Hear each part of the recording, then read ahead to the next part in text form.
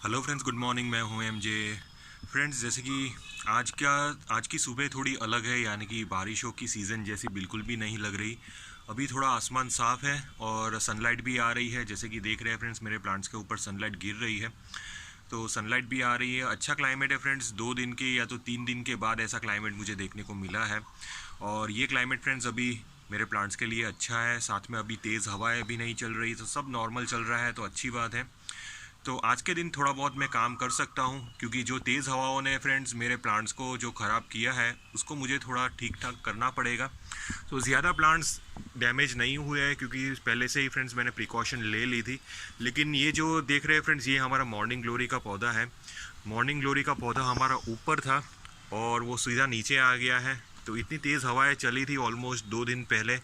तो मुझे अब ये जो प्लांट है फ्रेंड्स, इसको थोड़ा ट्रिम कर लेना होगा, यानी कि कटिंग कर लेनी होगी और इसको सही करना होगा। अगर मैं नहीं करूँगा तो बाद में ये हिसाब की दिक्कतें आना स्टार्ट हो जाएगी। तो अभी ये जो मॉर्निंग ग्लोरी का पौधा है फ्रेंड्स, इसकी हालत अच्छी नहीं है, तो मुझे इसकी हालत सुधारनी पड़ेगी। और फ्रेंड्स, आज मैंने अपने प्लांट के ऊपर रोगर इंसेक्टिसाइड का स्प्रे कर लिया है सारे पौधे के ऊपर। तो ये भी चीज़ का ध्यान रखिए फ्रेंड्स कि जब भी बारिशें थोड़ी रुक जाती है, ख़त्म हो जाती है, उसके बाद आप तुरंत अपने प्लांट्स के ऊपर इंसेक्टिसाइड का स्प्रे कर लीजिए, क्योंकि बाद में इंसेक्ट्स अपने काम करना स्टार्ट कर देंगे, धीरे धीरे आपके प्लांट्स को ख़राब कर सकते हैं। और ख़ास करके ये जो वाइट फ्लाइज है फ्रेंड्स, ऐसी कंडीशंस में हमारे प्लांट्स के ऊपर आराम से लग सकती है। तो वाइट फ्लाइज फ्रेंड्स कब आएगी और आपके प्लांट को कैसे ख़त्म करेगी, आपको खुद पता नहीं चलेगा। तो इसीलिए वाइट फ्लाइज से आप थोड़ा बच के रहिए। और वाइट फ्लाइज के लिए फ्रेंड्स सबसे बेस्ट ऑर्गेनिक पेस्टिसाइड है फ्रेंड्स, नीम पेस्टिसाइड। आप पहले नीम पेस्टिसाइड का स्प्रे करिए अपने प्लांट्स के ऊपर, अच्छी तरह स्प्रे करिए, वीकली 2 बार करिए।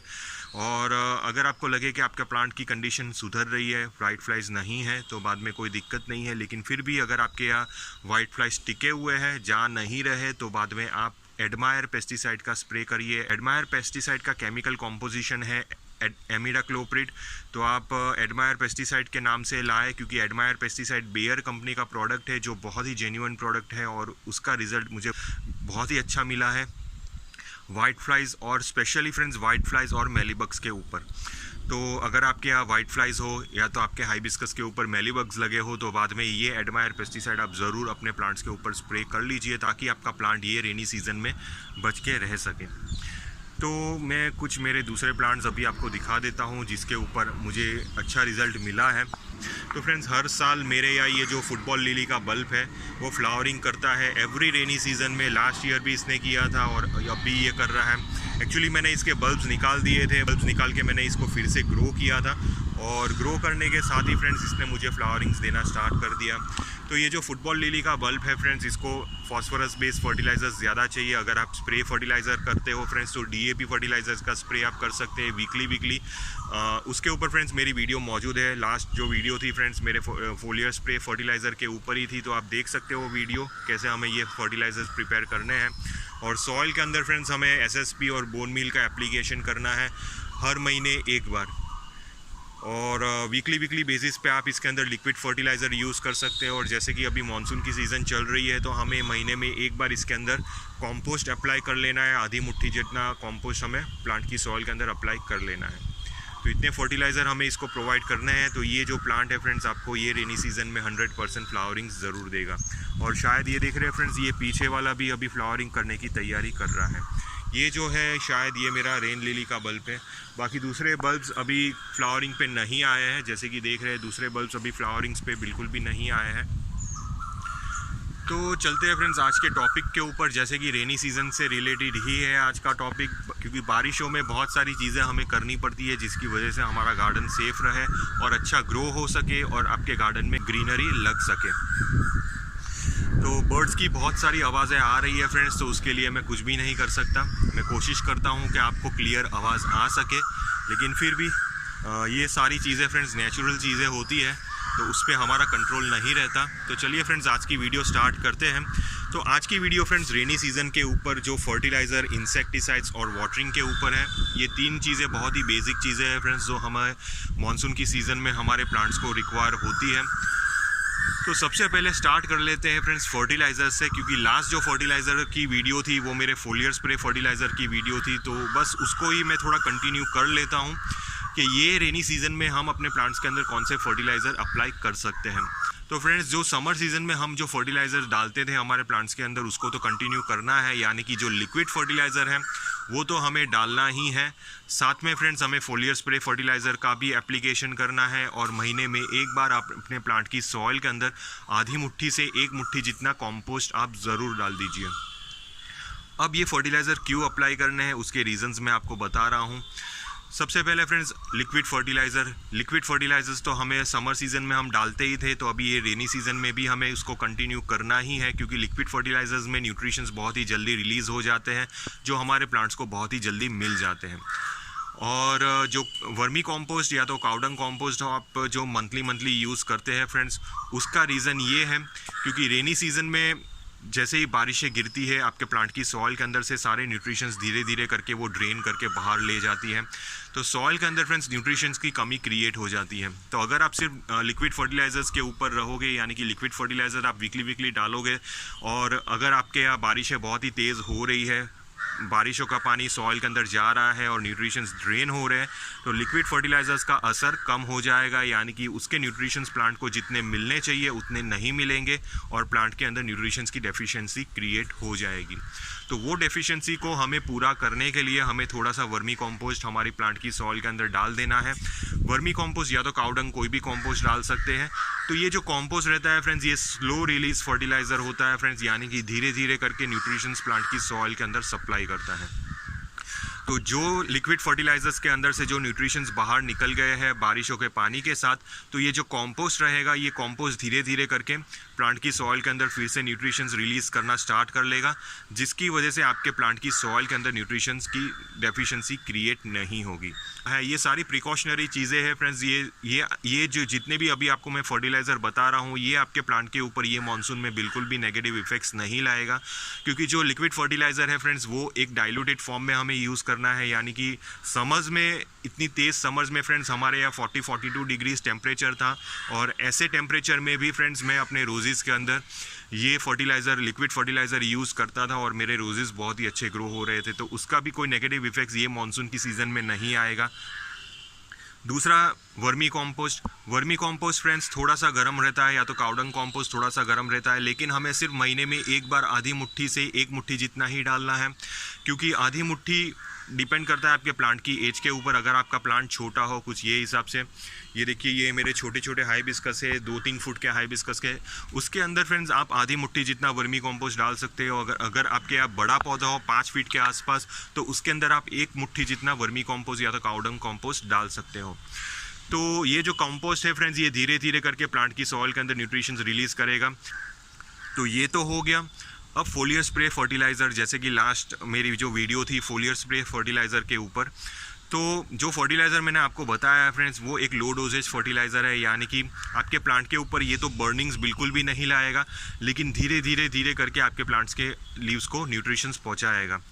तो जो NPK और DAP फर्टिलाइज़र मैंने आपको बताया है फ्रेंड्स, वो केमिकल फर्टिलाइज़र है। बारिशों की सीज़न में फ्रेंड्स हमारे प्लांट्स ग्रोथ मैक्सिमम करते हैं, यानी कि आपके प्लांट के ऊपर आपको न्यू शूट्स वगैरह देखने को मिल जाएगी, न्यू ब्रांचेस ग्रो होते हुए दिख जाएगी।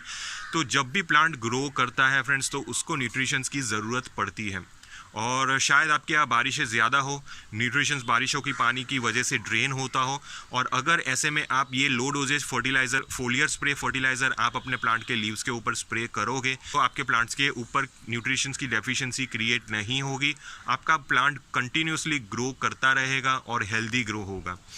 तो जो फर्टिलाइज़र मैंने आपको बताया फ्रेंड्स, वो लो डोजेज फर्टिलाइज़र इसीलिए बताया है क्योंकि ये सारे फर्टिलाइज़र्स भी हमें अपने प्लांट्स के अंदर यूज़ करने हैं, यानी कि जो लिक्विड फर्टिलाइज़र है, वर्मी कंपोस्ट है, और हमें फोलियर स्प्रे, ये 3 फर्टिलाइज़र्स हमें रेगुलरली हमारे प्लांट्स के अंदर यूज़ करने हैं। अब ऑर्गेनिक फर्टिलाइज़र में एक दूसरा माइक्रोन्यूट्रिएंट्स फर्टिलाइज़र है, वो है seaweed fertiliser. Seaweed fertilisers friends बहुत ही एसेंशियल है ये रेनी सीजन में, क्योंकि जब माइक्रोन्यूट्रिएंट्स हमारे प्लांट्स की सॉइल के अंदर से ड्रेन होते हैं, तब हमारे प्लांट के अंदर माइक्रोन्यूट्रिएंट्स की कमी क्रिएट हो जाती है, और वो कमी को पूरा करने के लिए हमें सीवीड फर्टिलाइज़र का एप्लीकेशन करना है। आप माइक्रोन्यूट्रिएंट्स भी ला सकते हैं, मार्केट में मिलता है, उसका भी आप लिक्विड फर्टिलाइजर्स बना के आप अपने प्लांट के ऊपर स्प्रे कर सकते हैं। तो जो सीवीड फर्टिलाइज़र फ्रेंड्स मैं लिक्विड फॉर्म में यूज़ करता हूँ, वो 3 ml जितना हमें 1 लीटर पानी में लेना है और उसको अच्छी तरह मिक्स करके हमें अपने प्लांट्स के ऊपर वीकली 2 बार या तो 1 बार स्प्रे कर लेना है। आप वीकली 2 बार भी कर सकते हो और वीकली 1 बार भी कर सकते हैं, डिपेंड करता है आपके प्लांट की कंडीशंस के ऊपर और आपके यहाँ क्लाइमेटिक कंडीशंस के ऊपर। अगर आपके यहाँ क्लाइमेटिक कंडीशंस बहुत ही सीवियर हो, यानी कि बहुत ही तेज़ बारिशें वगैरह होती हो, प्लांट के अंदर से न्यूट्रिशंस ड्रेन हो रहे हो, तो बाद में आप वीकली 2 बार आप अपने प्लांट के ऊपर ये स्प्रे कर सकते हैं। और जब भी आप स्प्रे करते हो फ्रेंड्स, इतना ध्यान रखिए बारिशें ऊपर से नहीं आनी चाहिए, यानी कि बारिशें रुकी हुई होनी चाहिए। और कम से कम आधे 1 घंटे तक बारिशें अगर रुकी रहेगी तो उतने टाइम में प्लांट वो सारे न्यूट्रिशंस अपने अंदर एब्जॉर्ब कर लेगा। और आधे 1 घंटे के बाद अगर बारिश गिरेगी, अगर सुबह डाला है और शाम को बारिश गिरेगी तो कोई दिक्कत वाली बात नहीं है, प्लांट तब तक अपने न्यूट्रिशन सारे एब्जॉर्ब कर चुका होता है। तो इतने फर्टिलाइजर्स हमें अपने प्लांट के ऊपर अप्लाई करने हैं। तो सॉइल के फर्टिलाइजर्स भी मैंने आपको बता दिए हैं और फोलियर स्प्रे फर्टिलाइज़र भी मैंने आपको बता दिया है। तो अब बात आएगी फ्रेंड्स वाटरिंग की, कि हमें अपने प्लांट्स के अंदर वाटरिंग कैसे करनी है। जैसे कि अभी देख रहे हैं फ्रेंड्स, मेरे यहाँ बारिश रुकी हुई है और मेरे जितने भी प्लांट्स हैं फ्रेंड्स, सारे प्लांट्स के अंदर मिट्टी गीली है। तो ऐसी कंडीशन होती है फ्रेंड्स, तो हमें प्लांट के अंदर पानी बिल्कुल भी नहीं डालना है। जैसे कि हमें एक उंगली डाली और देखिए मिट्टी मेरे उंगली के ऊपर चिपक रही है, इनफ मॉइस्चर है फ्रेंड्स, ये आराम से ये पानी मेरे ये टिकोमा के प्लांट के अंदर 2 दिन तक रुक जाएगा। तो जब तक इसकी सॉइल कम्प्लीटली ड्राई नहीं होती फ्रेंड्स, तब तक हमें पानी डालना नहीं है। और ख़ास करके ये मानसून की सीज़न में फ्रेंड्स, हमारे प्लांट की सॉइल के अंदर पानी बहुत ही जल्दी ड्राई नहीं होता, तो पानी डालने की आप बिल्कुल भी अर्जेंट ना करें। आराम से आप अपने गार्डन में आइए, पहले थोड़ा विजिट करिए, ऑब्जर्व करिए प्लांट की सॉइल को। अगर प्लांट की सॉइल आपको मॉइस्ट लगे, थोड़ी सी वेट लगे, तो बाद में पानी ना डालें। अगर प्लांट की सॉइल बहुत ही हार्ड लगे, ड्राई लगे, तो बाद में आप अच्छी तरह उसके अंदर वाटरिंग कर लीजिए। तो ये हिसाब से ही वाटरिंग करनी है, तो डेली वाटरिंग करने की ज़रूरत नहीं है। डिपेंड करता है आपके यहाँ क्लाइमेटिक कंडीशंस के ऊपर। अगर आपके यहाँ क्लाइमेटिक कंडीशन, क्योंकि बहुत सारे मेरे व्यूअर्स मैं इंस्टाग्राम पे बात करता हूँ, तो उनके यहाँ जो टेम्परेचर है वो अभी भी गर्म है, यानी कि समर्स अभी भी उनके यहाँ चल रहे हैं, इतनी बारिशें नहीं हैं। तो उनके यहाँ फ्रेंड्स सॉइल ड्राई हो जाती है, समझ लीजिए थोड़ी सी बारिश आती है और नेक्स्ट दिन तक अगर वो अपने प्लांट की सॉइल चेक करते हैं तो सॉइल ड्राई हो जाती है। तो ऐसी कंडीशंस हो फ्रेंड्स, तो हमें पानी डालना है। लेकिन हमारे यहाँ फ्रेंड्स अभी मॉनसून्स बहुत ही अच्छा चल रहा है, बारिशें अभी लगातार 2-3 दिन से हमारे यहाँ गिर रही थी। ये लगातार मीन्स बीच बीच में दिन में 2 बार 3 बार बारिशें होती रहती थी, जिसकी वजह से मेरे प्लांट्स की सॉइल के अंदर ऑलरेडी अभी अच्छा खासा पानी मौजूद है। हमें क्लाइमेटिक कंडीशंस को देख के, आपके प्लांट की सॉइल को देख के हमें पानी डालना है। जैसे कि मैं अपने रोजेस को भी बता देता हूँ, मैंने रोजेस के अंदर फ्रेंड्स लगातार 4 दिन तक पानी नहीं डाला है, आज चौथा दिन हुआ फ्रेंड्स। तो रोजेस के अंदर देखिए बहुत सारा अभी मॉइस्चर मौजूद है, तो अभी इसके अंदर वाटरिंग करने की बिल्कुल भी ज़रूरत नहीं है। तो लगातार 4 दिन हो गए मैंने अपने रोजेस के अंदर पानी नहीं डाला है। अगर मैं इसके अंदर वाटरिंग करना स्टार्ट कर लूँगा तो बाद में बस 3 दिन के अंदर ये प्लांट मेरे ख़राब होना स्टार्ट हो जाएंगे। तो वाटरिंग आप बहुत ही ध्यान से करिए, ख़ास करके ये मानसून की सीज़न में। तो ये तो वाटरिंग की बात हो गई फ्रेंड्स। अब बात आ जाएगी इंसेक्टिसाइड्स और फंगीसाइड की। जैसे ही आपके यहाँ बारिशें रुकती है, आज जैसे कि फ्रेंड्स मैंने अभी स्टार्टिंग में ही आपको वीडियो में बताया कि मैंने अपने सारे प्लांट्स के ऊपर इंसेक्टिसाइड स्प्रे किया है, क्योंकि आज बारिशें रुकी हुई है, बारिशें नहीं गिर रही, थोड़ी सनलाइट आ रही है। तो जब ऐसा क्लाइमेट क्रिएट होता है फ्रेंड्स, तो आपके प्लांट के ऊपर फंगस और इंसेक्ट्स बहुत ही जल्दी लगना स्टार्ट हो जाते हैं और उसकी क्वांटिटी भी बहुत ही जल्दी बढ़ाना भी स्टार्ट कर देते हैं।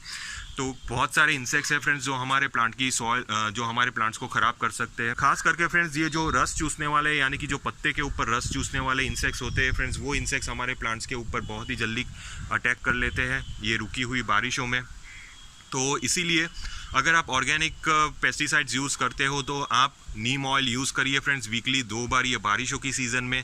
और अगर आप केमिकल पेस्टिसाइड यूज़ करते हो फ्रेंड्स, तो बाद में आप फंगीसाइड में बेविस्टिन फंगीसाइड यूज़ करिए, या तो साफ भी चलेगा, कोई भी केमिकल फंगीसाइड चलेगा। और केमिकल फंगीसाइड हमें वीकली बेसिस पे या तो हफ्ते या तो 10 दिन के अंतर में ज़रूर स्प्रे करना है, क्योंकि क्लाइमेट में ह्यूमिडिटी बहुत ही ज़्यादा होती है, जिसकी वजह से आपके प्लांट के लीव्स के ऊपर फंगस वगैरह लगना स्टार्ट हो जाते हैं। तो और इंसेक्टिसाइड फ्रेंड्स वो भी आपको हफ्ते या तो 10 दिन में यूज़ कर सकते हैं। तो इंसेक्टिसाइड में आप रोगोर इंसेक्टिसाइड यूज़ कर सकते हैं और एडमायर इंसेक्टिसाइड यूज़ कर सकते हैं। एडमायर इंसेक्टिसाइड से फ्रेंड्स आपके प्लांट के ऊपर जो मैली बग्स है, वाइट फ्लाइज है, वो नहीं लगेगा, जो बहुत ही स्पेशली ये बारिशों की सीज़न में लगते हैं। और जो फंगीसाइड जो मैंने आपको बेविस्टिन बताया है फ्रेंड्स, वो सिर्फ फंगीसाइड ही नहीं है, वो कुछ इंसेक्ट्स को भी मारता है। तो इसीलिए मैं बेविस्टिन फंगीसाइड आपको सजेस्ट करता हूँ। लेकिन फिर भी अगर आपके यहाँ बेविस्टिन नहीं मिलता हो तो साफ फंगीसाइड चलेगा। लेकिन फ्रेंड्स आप साथ में कोई भी रोगोर इंसेक्टिसाइड या तो एडमायर इंसेक्टिसाइड आप ज़रूर स्प्रे करिए।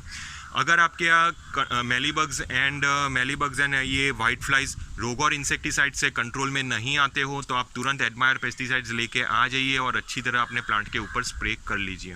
बाकी तो फ्रेंड्स मैंने दूसरे इन्फो मैंने आपको आगे वाली वीडियो में बताई है, जैसे प्रूनिंग वगैरह हमें करनी है। तो मैं अपने जो कटिंग्स मैंने लगाई थी ये हाइबिस्कस की, उसका मैं थोड़ा सा अपडेट आपको दे देता हूँ। तो जैसे कि देख रहे हैं फ्रेंड्स, कुछ कटिंग्स अभी मेरी डेवलप होना स्टार्ट हो गई है। अभी 3 से 4 दिन हुए होंगे और ये देखिए यहाँ से भी ये कटिंग डेवलप हो रही है। बाकी सारी कटिंग्स उतनी अभी ग्रोथ नहीं कर रही, तो मेरी 1 और 2 वाली कटिंग्स अभी ग्रो होना स्टार्ट हो गई है। तो थोड़े दिन जाने देते हैं, देखते हैं क्या रिज़ल्ट आता है मेरे कटिंग्स का। तो यहाँ पे भी कोई कटिंग्स के ऊपर मुझे रिज़ल्ट नहीं मिल रहा। लेकिन फ्रेंड्स मॉनसून की सीज़न में कटिंग्स ग्रो करिए फ्रेंड्स, मैक्सिमम कटिंग्स ग्रो करिए, क्योंकि ये जो कटिंग्स का ग्रो होने का सीज़न है, कोई भी प्लांट की कटिंग्स ये सीज़न में ग्रो हो जाएगी। लेकिन रोज़ेज़ में फ्रेंड्स थोड़ी सी दिक्कत होगी, क्योंकि रोज़ेज़ को थोड़ा सा और ठंडा क्लाइमेट चाहिए। अबाउट 30 डिग्रीज़ के आसपास अगर टेम्परेचर रहेगा तो बाद में रोज़ेज़ की भी कटिंग्स आपकी ग्रो हो जाएगी। लेकिन अभी जो हमारे यहाँ टेम्परेचर है वो 36 से 38 आसपास है। तो ऐसी कंडीशंस में रोज़ेज़ की कटिंग्स नहीं लग सकेगी। और रोज़ेज़ में हमें सिर्फ देसी रोज़ की कटिंग्स लगा सकते हैं फ्रेंड्स। इंग्लिश रोज़ की कटिंग शायद ग्रो नहीं होगी, क्योंकि मैंने 2-3 बार ट्राई किया है, मेरे से तो इंग्लिश रोज़ की कटिंग्स हमेशा फेल हो जाती थी। तो इंग्लिश रोज़ की कटिंग्स नहीं ग्रो होगी, लेकिन देसी रोज़ की कटिंग्स आराम से ग्रो हो जाएगी। तो ये कुछ बेसिक इन्फॉर्मेशंस थी फ्रेंड्स ये रेनी सीज़न में हमारे प्लांट्स की केयर के ऊपर। फिर भी अगर आपको किसी भी टाइप का कन्फ्यूजन हो तो आप मुझे कमेंट बॉक्स में पूछ सकते हो, आप मुझे इंस्टाग्राम पे भी पूछ सकते हो, लिंक मैंने डिस्क्रिप्शन बॉक्स में दिया है। टिल देन के लिए थैंक यू फ्रेंड्स और हैप्पी मॉनसून।